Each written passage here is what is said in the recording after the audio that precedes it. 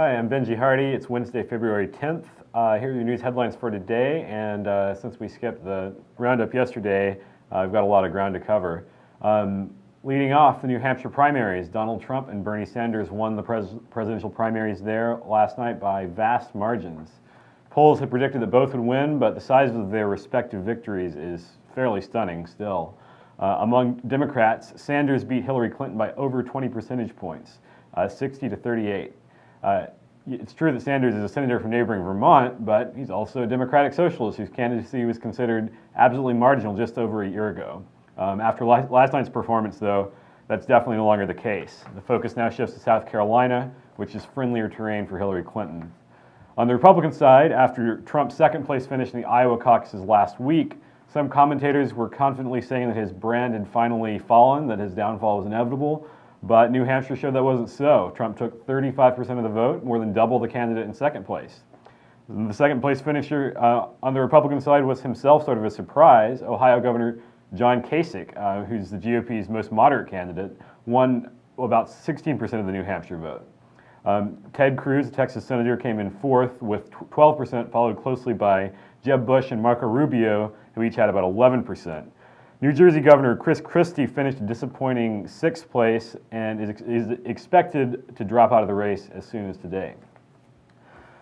Some voters in Pulaski County went to the polls yesterday too. In a special election, Little Rock voters approved a bond issue to fund an overhaul of the Arkansas Arts Center, as well as improvements to MacArthur Park and the Museum of Arkansas Military History. The vote was 4-1 in favor of using a 2-cent hotel tax to float bonds for a renovation of the Arts Center.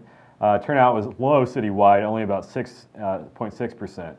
Meanwhile, up in Jacksonville, voters there approved a 7.6 mil property tax increase to pay for construction of facilities in the new Jacksonville North Pulaski School District. The vote was 55 to 45% with a turnout rate of about 21%. In other national news, while all eyes are on New Hampshire yesterday, the U.S. Supreme Court dealt a huge setback to global efforts to fight climate change. The Supreme Court temporarily blocked the implementation of the Clean Power Plan, which is the Obama administration's landmark regulatory effort to control carbon emissions. Under the Clean Power Plan, each state in the U.S. will come with a long-term plan to scale back its greenhouse gas emissions from power generation. But last year, a group of 29 states, Arkansas being one of them, sued to block the implementation of the Clean Power Plan. That lawsuit is currently before the D.C. Court of Appeals, which did not grant a stay to the plaintiffs, but the plaintiff states then asked the Supreme Court to block the regulations, and by a 5-4 vote, it did so yesterday.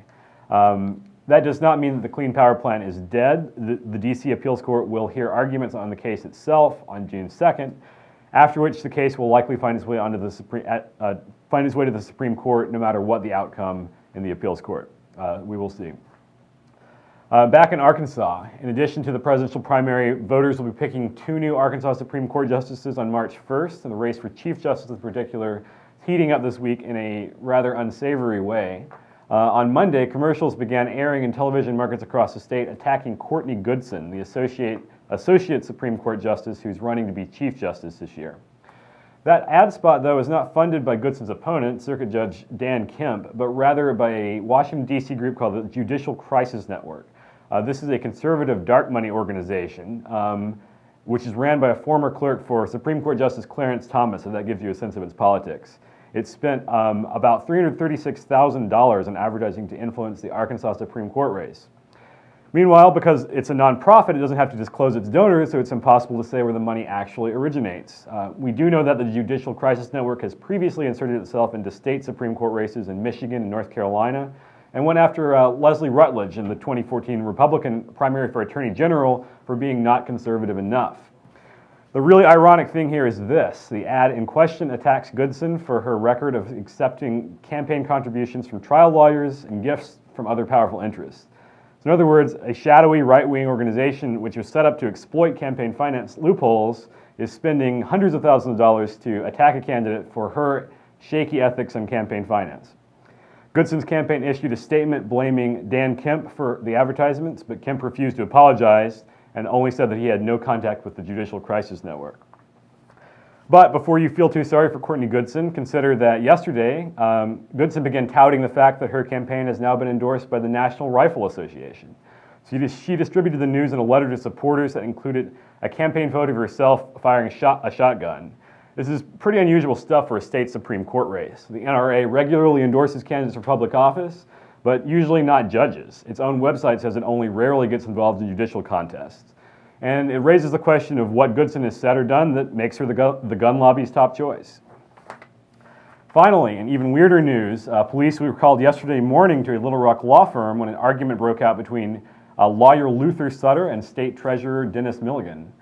Sutter represents David Singer, a former Milligan staffer who is now suing the treasurer on accusations of defamation. Apparently, at yesterday's deposition, Milligan accused Sutter of pushing him in the chest.